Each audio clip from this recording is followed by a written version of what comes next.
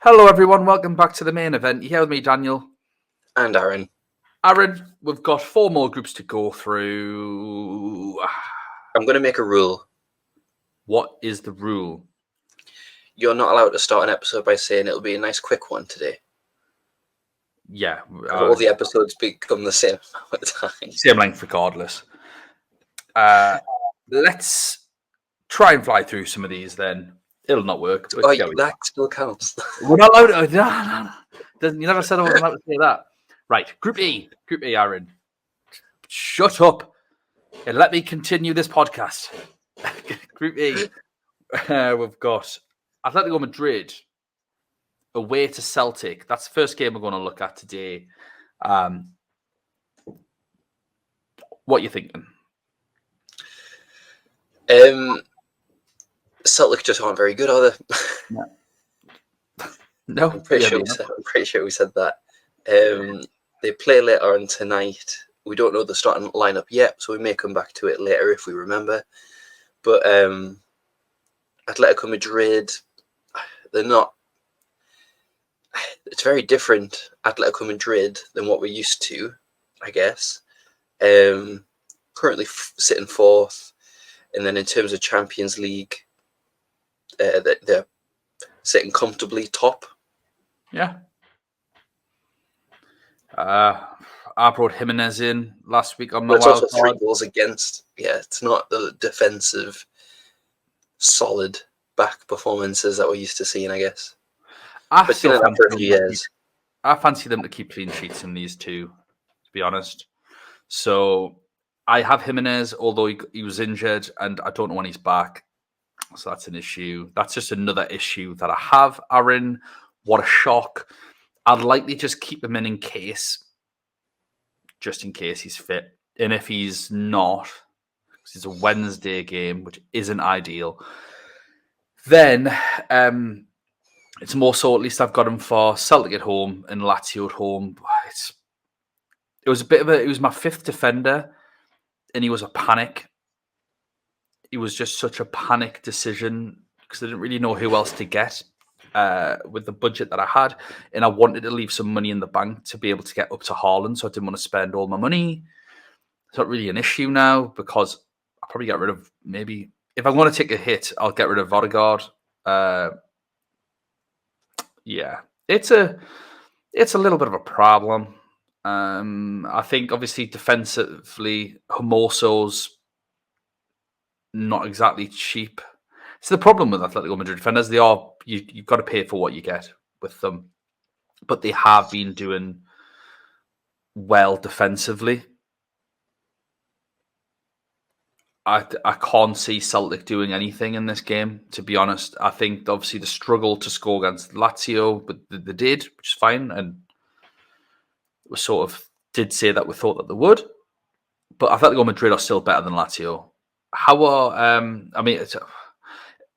Morata's the one again. I was going to have Morata in my team. The issue why I didn't on my wild card was because he got sent off in a La Liga game, the penultimate game to this Champions League game.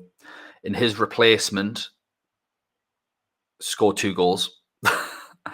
So when Correa scored 2 goals, I thought, well, does Simeone now play him in this game? You've just scored a brace. Surely you deserve to keep your place. I don't know the inner workings of Atletico Madrid too much. So I did not fancy him to start. And that was very, very costly because it was between him and De Jong. And, well, we all know what happened. Morata lit this game week up. It was a shame. It was a shame watching you, people laughing at your expense in the group chats. It's crazy. It's crazy that they laugh at your expense in all these decisions. I'd laugh at me. I deserve it. I come on here, throw my weight around. No, I encourage people. I laugh at other people when it goes badly. I fully expect them to laugh at me. Well, it's good banter, that group. It was just, obviously, it's nice sometimes on the podcast when we get it right so that we obviously are recommending these players to other people and they do go off. It was just that was my decision making for not sort of getting behind Morata in the end. What do you think the score's going to be? We don't need to have this forever. Yeah, I don't know why I didn't even consider Atletico Madrid. I knew that they were going to keep a clean sheet, or hasn't happened yet, but I do feel like they'll keep a clean sheet. And I hadn't even considered them for transfers or anything like that. So that'll quickly change. I'll look to see who I can bring in. So I think probably 1-0 or 2-0 Atletico Madrid. Yeah, I think it'll be 2-0. I mean, come on, it's Griezmann and Morata. Like, they are good players playing against Celtic. There'll be a couple of goals, I think. Mandava, Jimenez, Depay, Lamar, all injured. So I think it does make picking their defenders a little easier. I mean, Axel Witsel getting thrown in at centre-back's always, the cat amongst the pigeons in terms of selection headaches for us as managers. So it will be imperative you get the right one. I do think they are a little pricey. With Jimenez being injured by the looks of it until early November, I think I have to take a -4, which is a disaster after a wild card, really, just to get rid of Jimenez, get rid of Koundé, and definitely get rid of Osimhen. But there are midfield changes that I want to make, Aaron, and we'll likely get on to those very shortly. We've got Lazio versus Feyenoord. Why don't you talk to us about Lazio first? They're doing better because they were near relegation when we first started doing these previews. But Feyenoord is still the strong favourite to win. Lazio play tonight against Sassuolo, who just love these big games. I'm going to say they're a bit of a giant killer, aren't they, Sassuolo? Yeah, that's the best way to that's the best way to refer to them. In terms of Lazio in the table, I mean, they're both 12th and 13th. Sassuolo and Lazio being 13th, so they have turned a corner. But if you said in any other group that you're going to have someone who's 13th on the table against pot 1 team, and the pot 1 team is at home, yeah, you're probably going to be like, right, Feyenoord. Regardless, even without even knowing the team, you'd go, yeah, we're going to back the pot 1 team. So I think the Feyenoord assets that we do have, I think, are still worthy to being your team.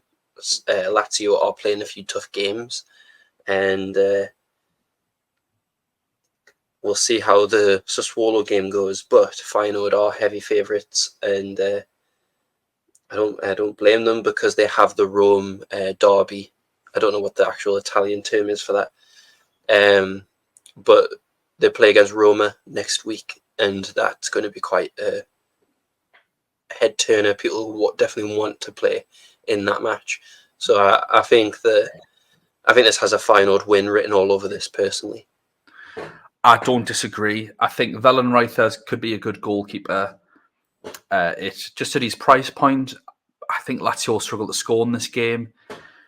And Jimenez is back. A different Jimenez. The one that we recommended in the group preview, but then we found out he was suspended. Yeah, we're like, wait a couple of weeks. So he's back for this game. He's 7.5 million. I think that's a terrific price. He loves to score. He scores in basically every game he plays. But they're playing tonight, Feyenoord, so they kick off at 8 p.m. UK time, I believe. So in an hour at the time of recording. Yeah, our time of recording. So that'll be but it's just over an hour, so I don't quite have the team starting lineup or anything out yet. Stengs becomes a much better option, I think, when Jimenez plays. I don't know if you'd really want to go with one of the Feyenoord fullbacks as much. Would that be a Hartman, or if you could go for the centre back of Geertruida? But I think with how rubbish the goalkeepers have been, I think Vellenreiter's as good a choice as any.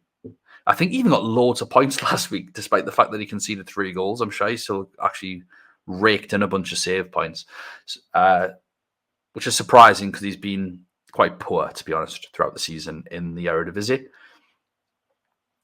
I agree. Like, I wouldn't go for anyone from Lazio. I just thought this isn't the time.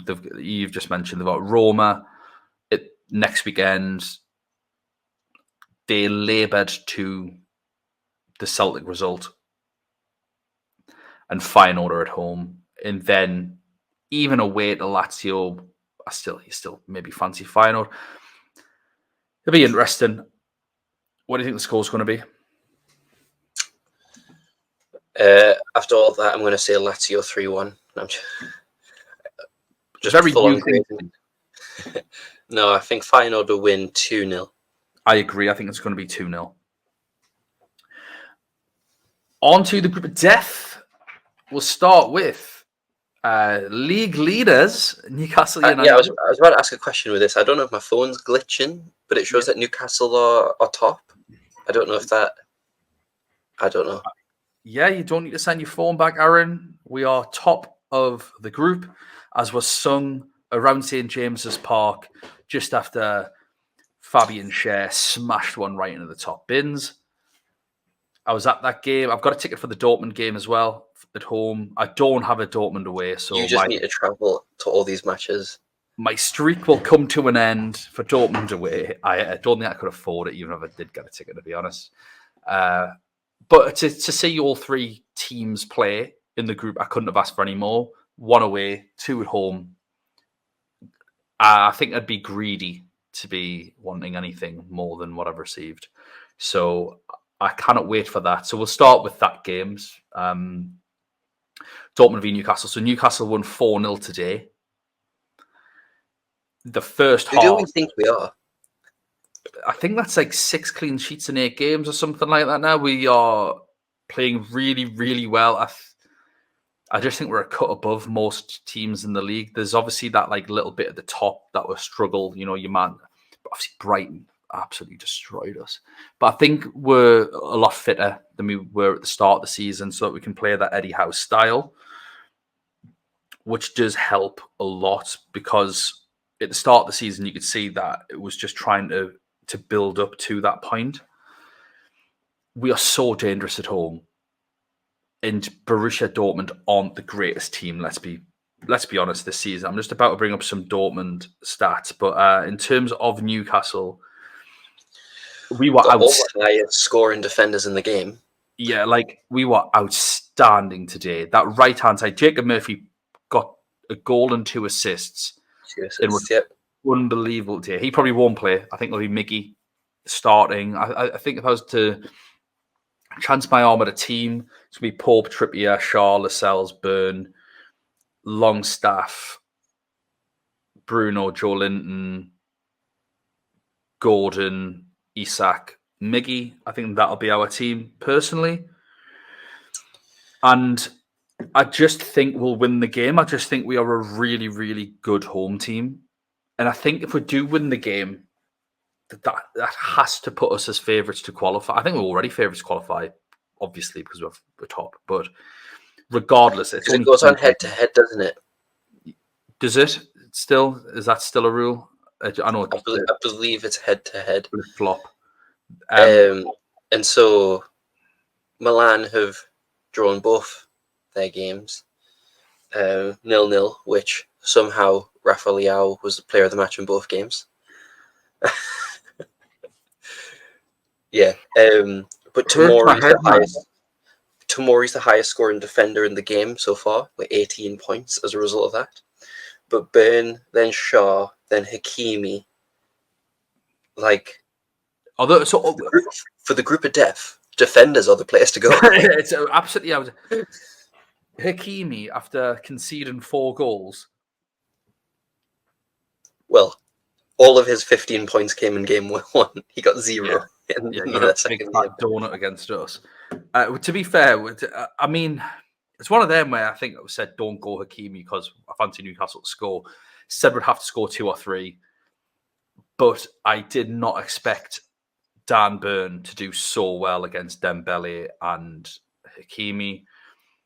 brave from Luis Enrique to play a 4-2-4 formation. I thought it worked for the first 5 or 6 minutes because we like to play out from the back and it pinned our fullbacks back. But I think we responded really well. It took us about 8 or 9 minutes to figure out what we had to do against that system. And because it's encouraging. Yeah, it's encouraging because obviously Brighton really, like, they destroyed us. That wasn't even a close match.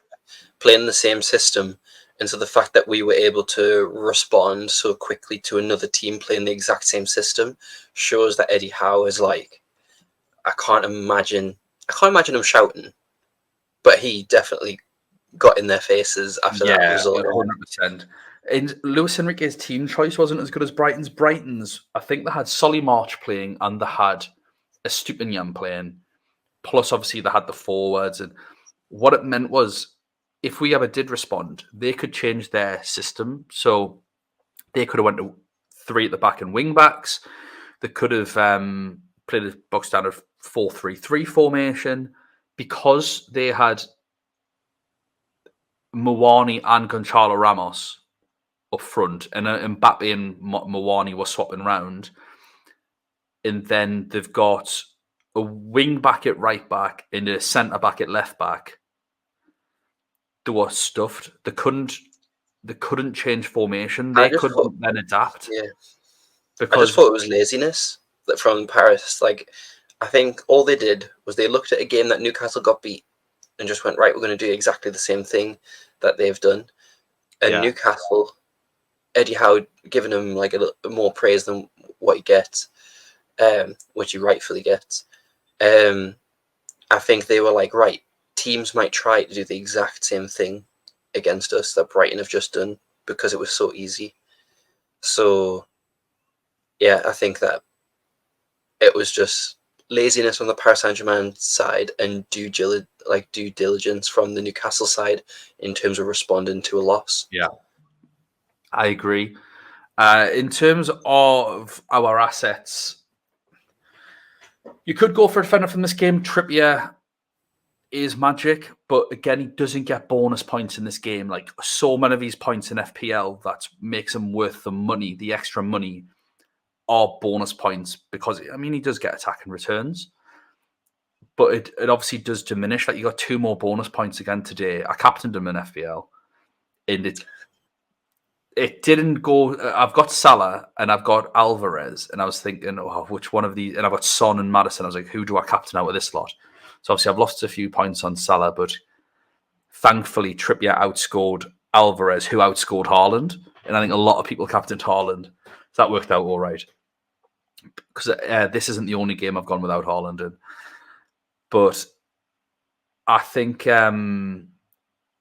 having one of our defenders isn't the worst thing in the world. It's just very one-weeky, because I think away from home to Dortmund could be a very different story. I still think we're more than capable of getting a result, but it's more so when we might concede. PSG away, I think, is a much more difficult game. Who knows what's going to happen by the time we get Milan at home, and obviously we'll hope that Sven Botman will be back by then.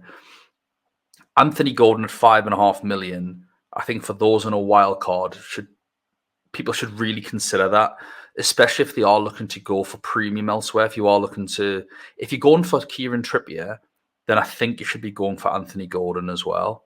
You cover both our left side and our right side with them, but also the cost of Gordon offsets the cost of Trippier. Whereas if you do just go for a Shaw or a Burn, you probably don't need to. You can probably just afford to jump up to your 6.5 million midfielders, and especially when we've already went through Mendes and in Bellingham and Thuram, like these sorts of players, you may not need that third absolute cheapo. But if you are looking again to have Kvaratskhelia in there and Bruno Fernandes in there and Haaland and Kane and Trippier and Dumfries, like these then start totting up. So you might want to go there. I think in terms of our forward players, Isak's likely to start. I think he might score, but I do think there are better picks than Isak. We are scoring lots of goals from lots of different players.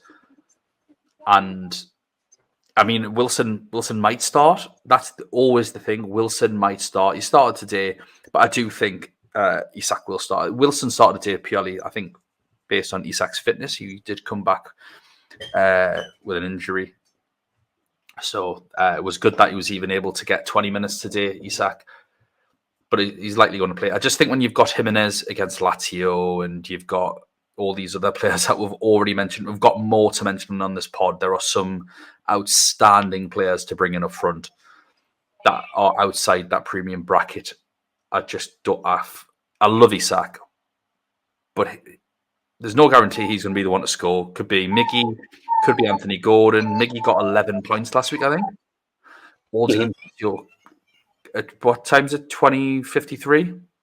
Just mark that down. Just you can just hear one of your children, I think, in the background. Hmm. And we'll start at 21:15 if you want to write that down. As for Dortmund, I think, I mean, they're getting some results in now. They won 1-0 against Wolfsburg yesterday. They beat, I think, Union Berlin 4-2. They've won 5 on the bounce now in the league. So they've turned it round. They've kept 2 clean sheets in those 5 games. They've conceded 5 goals. I think we will be too much for them personally. I think away to Dortmund's going to be a very, very different game. Marco Reus is back for them now. And although he's not been directly involved in loads, I definitely think he's a massive positive influence for them. Füllkrug up front as well. Although he didn't play great at the weekend, has been in great form for them prior to the international break. And he's a top forward. He's like a really old-fashioned, does a bit of everything kind of centre forward and a really good finish. They only signed him this season. So I really like the look of Füllkrug. I think if you didn't want to get Füllkrug, Julian Brandt's probably your next best buy at 7.5 million. He scored last night. And I think we said at the start of the season, he seems to go under the radar a lot, but he's a very, very good player. Those are the 2 players that I'd be considering from Dortmund if I had to consider anyone at all. But again, I don't think Newcastle away is the fixture to do so. What are your thoughts, Aaron? I don't think you can ever write off Dortmund. I think they're a very good team, and not that we are. We're just the way Newcastle are playing at the moment, in the way that Dortmund are playing at the moment. I just think that Newcastle are stronger, which I never thought I would say anytime soon. But in terms of like Newcastle at home, I think for the group of death, anyways, it's going to be the goal difference is going to be absolutely massive. And I think it's the home fixtures that are the ones to target. So I think the fact that Milan drew 0-0 at home and then drew 0-0 away, I think the 0-0 at home to us is going to come back to bite them. And I think it'll be the same with Dortmund, where the fact that they couldn't finish off Milan is going to come back to bite them, while Newcastle won by 4 goals. Well, they scored 4 goals, we won by 3. So I think that's going to be huge. And it's whose defence is going to hold out the most when they are away from home. And I think out of all the defences, you would trust probably that Newcastle's would probably, if we do lose, it's probably going to be 1, 2. This Dortmund, they could be absolutely solid, but that clean sheet stat that you've just read out there, it's not the most comforting for them, but they also have the capacity to just absolutely just lose their heads and just give in and leak loads of goals. And in them moments, it's just like the attacking players are just walking around and there's not really anything there. So in the hostile atmosphere of St. James's Park, I don't think Dortmund players are the ones to get just because of that massive risk. What's the score going to be? Newcastle 3-0. I was going to say the same thing. Get in. Yeah, I think it's going to be 3-0. What an obnoxious thing to say. Also ridiculous because I've got no right to be saying shit like this. But I am. Just a few updates from goals and stuff going on. Veerman's got an assist. Icardi's had a brace tonight in the derby. Real Madrid are drawn 1-1 with Sevilla. Alaba scored an own goal. And I can't remember who scored for Real Madrid. Danny Carvajal scored for Real Madrid. So I said earlier on, he's got the biggest upside. But again, it's just rotation later on. PSG versus AC Milan. So PSG are at home to AC Milan. Aaron, I want you to talk about Milan first, please. Yeah, so AC Milan, they have been playing. I mean, they've always been kind of in and around the top four, and they've massively benefited from. I mean, we don't want to go too much into that situation with Tonali, but I think they are the massive winners of this whole thing. They've not played yet. They play tomorrow against Juventus, which I think the fact that the majority of Champions League teams have played like today and yesterday, and the fact that they've got a late Sunday game and then against Juventus, that's and wild. then have to travel to Paris. I think that's going to let them down. Yeah, I agree. Theo Hernandez is obviously suspended, so don't read too much into the fact that he's not going to be playing. Don't think it's like an injury or anything. Suspended for the league game, yes. Yeah, 100. Yeah, that's what I meant. Sorry. They're having a bit of a goalkeeper nightmare, but on steps Giroud, who, if he somehow gets put in as a goalkeeper, I think he's going to be in everybody's team. He got goalkeeper of the week and team of the week, didn't he? Yeah. I mean, the saves he made were. Did he make one save or something? No, like 2 or 3. Did he? Yeah. I saw one of the highlights where he made the save and then jumped on the ball, pounced on it bravely. What a legend. What a legend. Kyle Walker status. Why is it that when outfield players go in goal, like it rarely ever goes bad? Yeah. I think Vinnie Jones went in goal once for Wimbledon, and I'm pretty confident they shipped about 6 goals. But obviously, Inter are back top. But if Milan draw, they'll go back to top of the league. So they're playing really well. And I think Pulisic was the last goal scorer, and he did really well in the international break. He came on as a sub to score. It was weird that Pulisic didn't play against Newcastle. But I do think that Milan will put full strength, and Leao, I think, will be a pretty interesting player against Hakimi. Plus, player of the match, Magnet, somehow 2-2, which is just craziness. Yeah, he was. I can tell you, he was not player of the match in that first game against us. When I thought on their side, Florenzi was. No, Florenzi. Well, he only played half a game. I thought he was just way better than Calabria. No, I thought Thiago for AC Milan was absolutely outstanding at the back. We didn't have a sniff. And I thought for us, Kieran Trippier was absolutely unbelievable. For me, one of those two deserved to win player of the match all day long. Mm-hmm. And then also, interestingly, when it's a clean sheet away from home, in which Dortmund were the better team, that Leao gets it as well. Yeah, it's weird. It's just whoever's watching these don't have a clue about football, I don't think. Sorry. They're just going off their fantasy team, aren't they? Probably. But Paris, I think the travel is going to be a massive impact on AC Milan. Like, it's not a massive distance, Italy to France, but to play late on the Sunday when everyone else is going to be traveling tomorrow, and they've got to wait around. Yeah, the Italian FA have stitched them. So Paris Saint-Germain won 3-0 Mbappe penalty. Sola and Ruiz were the other goal scorers. We never read too much into their league kind of results, but I think after Newcastle, they'll be raring to go.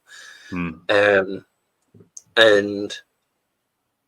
I think that my biggest question is, well, kind of the debate I'm having is Mbappe has not done great, and he didn't last group stage either. I think he did all right. He did all right in the last group stage. Did last year? Not in the first few games. It was from match day. That was going to be my debate. From match day 4. Sorry. From match day 4 onwards, he then scored in every game. Do I keep Mbappe? Kane and Holland are my other strikers. Yes. No. Knowing that Mbappe is not going to be in a lot of people's teams. I mean, he's 26% owned, so it's not he's in not a lot of people's teams.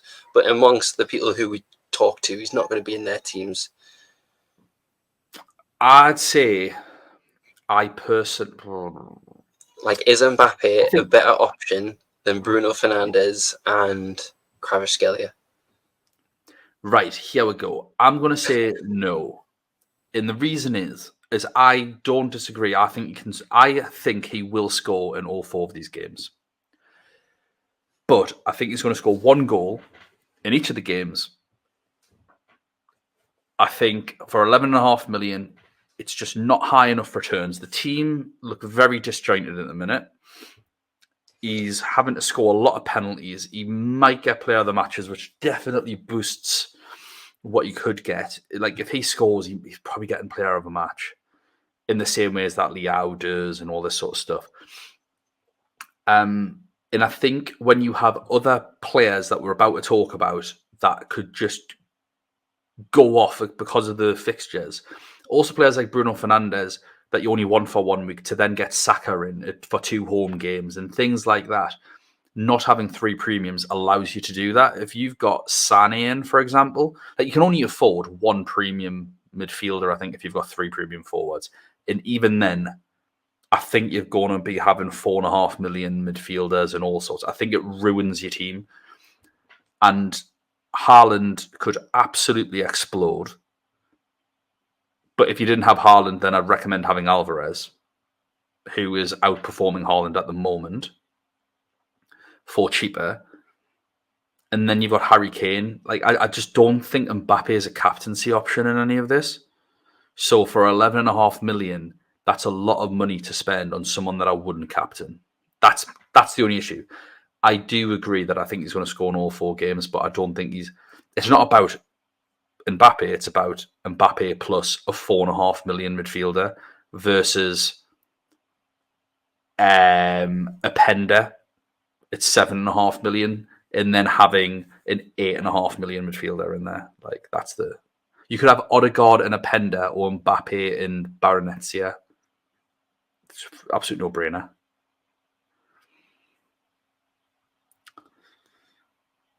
What's the score going to be? I think AC Milan will concede the first goal of the tournament, or the first goal of their tournament. Yeah. I think it'll be a 2-1 win for Paris Saint-Germain. Yeah, I have no idea. I think PSG will win. That's all that I know. PSG will win this game. But yeah, 2-1 feels about right. I'd love another draw in this game. If this game's a draw, that is just absolutely magic for us, I think. Providing we don't lose. Other teams just not picking up 3 points at any stage is just imagine that if, like, by match day 5, Newcastle have qualified and they're starting to rotate. If we start rotating, we're the rotation team. That'd be hilarious. It'd be great though. We might need a rest with how many games we've got coming up, but that'd be unbelievable. But I think that we might benefit from the rotation. So who knows? We'll move. By the way, we obviously want to be finishing top of the group as well. What a ridiculous thing to say! What a ridiculous thing for a Newcastle fan to suggest. Pure hubris, and I understand why. 2 games into the group. that's ever watched this now hates us. I fully appreciate that. If it makes anyone feel any better, I do think we'll get slapped away at PSG. If that makes anyone feel any better whatsoever. We'll move into Group G, the penultimate group. We've got Manchester City away to Young Boys. Man City. So men versus boys. Say that again, sorry? Men versus boys. Men versus boys. But who will be the boys in this situation? Do you think Young Boys can pull off a miracle? They are at home to Manchester City. Man City won 2-1. Yeah, exactly. But no, I don't think they will. Yeah, I highly doubt it as well. Pep obviously rotated his defence quite a lot. Rotated his goalkeeper as well today against Brighton. Manchester City are just a nightmare to predict. I think Julian Alvarez... They've got some tough games coming up. Julian Alvarez, I just don't know if he's going to be playing games. But obviously, he got the goals in the last round. He's got more points than Haaland so far. Haaland, you just expect to play every game because he just doesn't really do that much up top. Like he's not like a pressing machine, is he? He's just there waiting to finish his dinner. Beyond that, now that you've got, KDB's still injured, but now that Rodri's back, now that Grealish is fit, now that Bernardo Silva's fit, everyone else is just a total nightmare in terms of selection. Because I think Alvarez will be playing Premier League games. I don't think Pep needs to be playing him in loads of City. So, even defensively, Ruben Diaz is likely going to play because he didn't play today. That's kind of what you've got to go off. Pep in the groups normally has like a Champions League team and a league team. But whatever we think we might know for this game, we have no idea about the game after or the game after. And it's a shame because Young Boys are two fixtures that you should really be targeting. But as far as a wild card goes, whoever you bring in, you're probably going to take out by match day 5. And I just think there are other better picks. So as much as Alvarez at 7 million is absolute dynamite, Ake, 4.5 million, could be a really good pick. So I do think he's probably going to play these games. He suits this sort of style of European football, big, strong, really quick. He's in my team already at the moment. Say that again, sorry? He's in my team already from the last few match days, so yeah, I don't think he's a player that I'm taking out. Yeah, I wouldn't be taking him out. He's a player that I would think about putting in because I think he's going to get these games and not the Premier League games, but it's still rolling the dice on a Wednesday player this week. I appreciate the next 2 weeks, 4-5, are both Tuesday games for all the teams on this podcast. So it does turn from that point. The thing is as well is that the games from then onwards, so like their schedule for Man City, so obviously they play Young Boys on Wednesday. Then after that it's Man United. Then after that it's Bournemouth, which I'm not saying they're tough games, but I wouldn't call Man United away the easiest of matches. It's a derby. That's a derby. It's a must-win derby. But then from match day 4, away to Chelsea, home to Liverpool, home to Leipzig, home to Tottenham. So 3 home games in a row, but it's Liverpool and Tottenham in an awkward trip to Stamford Bridge. Like it's a bit, I think that's going to be they'll want the 3 points. I think they'll play their strongest team and then look to tie up the game, and then make substitutions in the second half, ready for Man United. That's what I think. So I don't think Haaland gets the full 90. But I don't think Alvarez will either. I think they'll try and tie up the game really quick. And that's probably why he's rotating the defenders. I do think Akanji will play, though, seeing like he's now suspended for the next week's game. So, yeah. I think You've actually answered a few of my own questions there about who I want to bring in, because I've had a bit of a forward midfield dilemma about points and hits and all sorts. And I think you have just solved a query for me, Aaron. That query was going to be, I wanted not to, I mean, it's well, in fact, I'll tell you what the query was because it involves another team in this group. Let's just finish off with a scoreline for the. We're not going for young boys players, aren't we? Not, are we not? Aliyah? No. He's the only player we've ever recommended, I think, from young boys. What's the score going to be? 3-0 Man City. Yeah, whatever. Yeah, same. Away, other way. I'll go 2-0. I'll go 2-0. So the issue was going to be for Leipzig. So we've got Leipzig, Sven Zvezda. I've got Raum. I think Henriks is definitely the better pick. It's just I was wildcarding and Henriks was injured, and I wish I still just had him. Henriks got an assist today. Leipzig won 3-1. But Danny Olmo's back. And Openda is in great form. And I really wanted Openda, who's a forward. I really wanted Olmo, who's a midfielder. So obviously, Osimhen to either Haaland, Alvarez, or Openda, or Jimenez was a question. Do I take a -4 to take Luke de Jong out was another question. I do have obviously 2 free transfers, but I need to take out Koundé and Jimenez most likely. So who are the defenders that I'm going to put in there?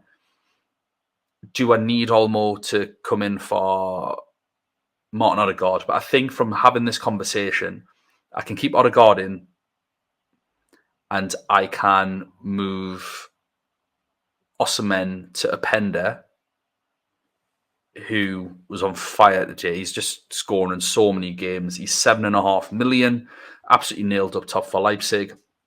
And I think he'll be an even better prospect with Danny Olmo coming back into the team.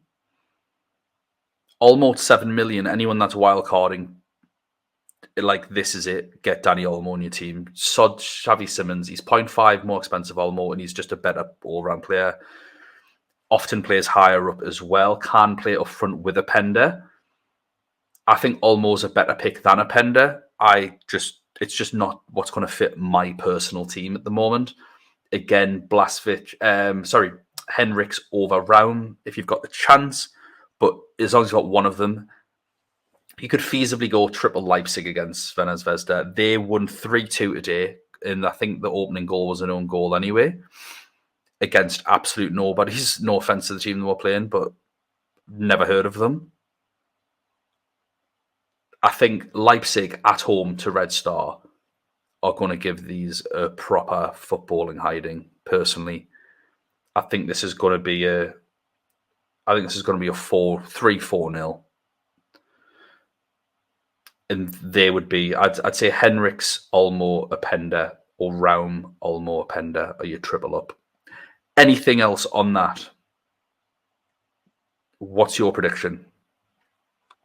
2-0 Leipzig. I just wanted to get through that as quickly as possible for once in our lives because I felt like everything was really, really obvious. And I know who people have as players. So I was like, okay. Match day 2 goalkeeper, maybe Blažević at 4.5 million. I think if you didn't have one of those defenders.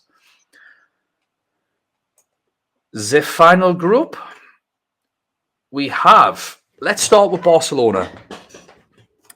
I'm going to go through the injuries and then you're going to tell me what you think. They are playing at home to Shakhtar Donetsk in the early fixture. So let me just bring up, because I actually do have to bring up their injuries. They are vast. Yeah, they're going through it at the moment. Go, yeah. So Pedri is doubtful. He has a knock. He is just doubtful.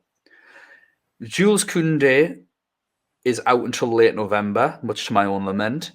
Rafinha, Robert Lewandowski, Sergio Roberto, Frenkie de Jong, all out until early November, and Gavi is suspended. That's a lot of players. How do you think it's going to affect them? Against the teams in this group, I don't think very much. I think it'll just make the scorelines a little bit closer, personally. But I think the biggest thing is the clean sheet isn't as guaranteed because not having Koundé. Or Gavi, or like obviously having such good forward presence helps you defensively. In terms of Donetsk, they won 3-0 today, but I think we've all learned a lesson really not to. No one's screaming out in terms of actually getting any Champions League returns yet. I still have Riznik. That's fine. He's a 4 million playing goalkeeper. He's playing on a Wednesday this week, so I just probably won't bring him off my bench. And I'm hoping that Jan Sommer just doesn't concede, and then everything will be good.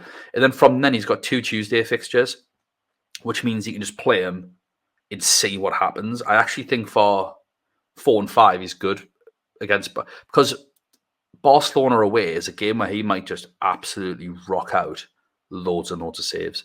He might concede 5 goals. Doesn't matter. Just sub him out. It's like, it is what it is. Like, it's like a good. I think that's a really good roll of the dice. I think Cancelo is not the world's greatest pick because of the injury to Jules Koundé, although I think Araujo was a very, very good centre-back. It's just all of the other injuries and suspensions around him. That's the issue.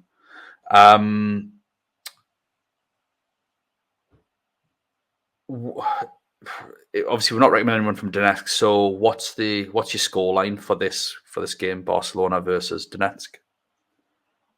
I'll go 2-0. 2-0. I think Donetsk score.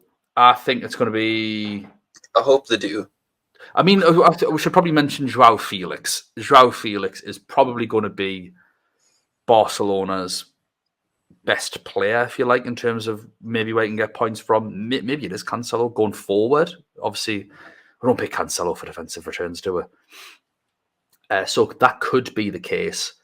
It's just, I think, as we've already alluded to, there's plenty of strikers to go to, and I think João Felix has had his moment in the sun, personally, especially without Lewandowski there, taking players away and distracting defenders. I think he's going to be outmarked. But yeah, I think I do think Barcelona will win. I'm probably being a bit daft yet.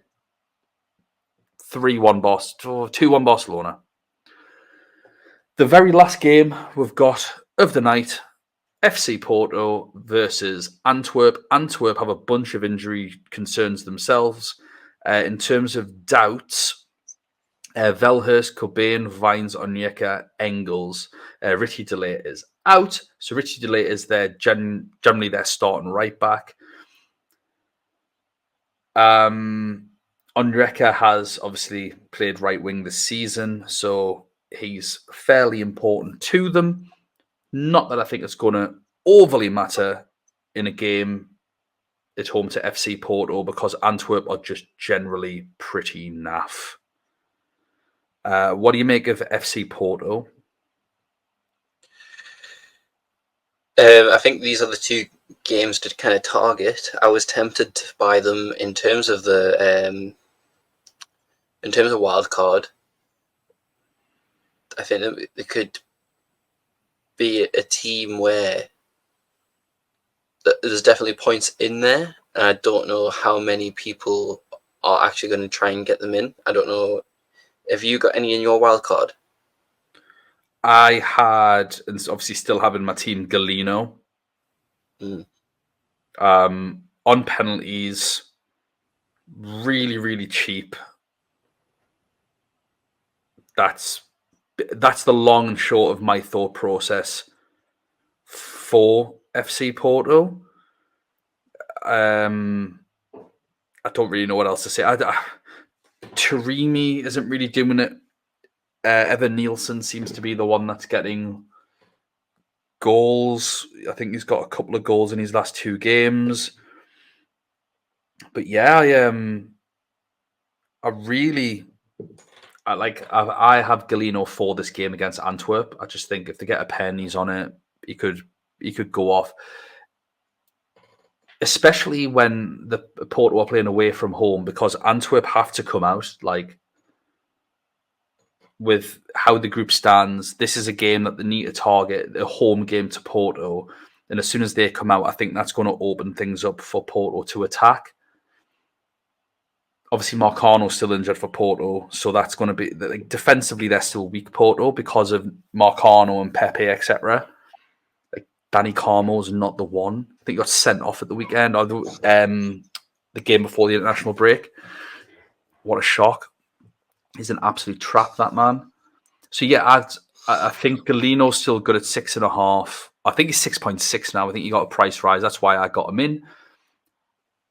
Honestly, I don't think I would wildcard him in because I'd rather have Brias Mendes at that. For my 6.5 million midfield, I think I'd rather have him. I think there's another. I think we've named over the course of these two podcasts some really good midfielders that you can go for.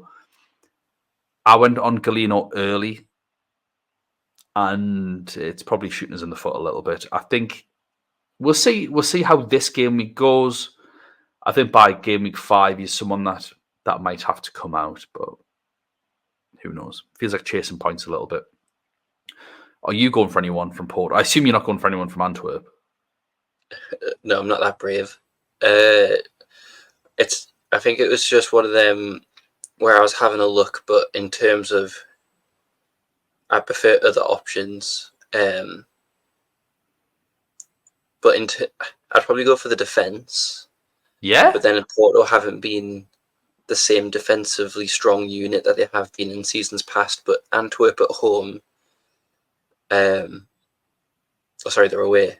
But for these two games against Antwerp, with a lot of the defenders being 4.5 or under, I think they are good bets. If I need to, for example, I've currently got Saliba. If I choose not to wildcard this match day, could go down and save $1 million and go from Tukameni up to one of the players that we've said. So I think that's a shout, but there's other 4.5 players. Like I could go from Saliba to have you got have you got a Leipzig defender?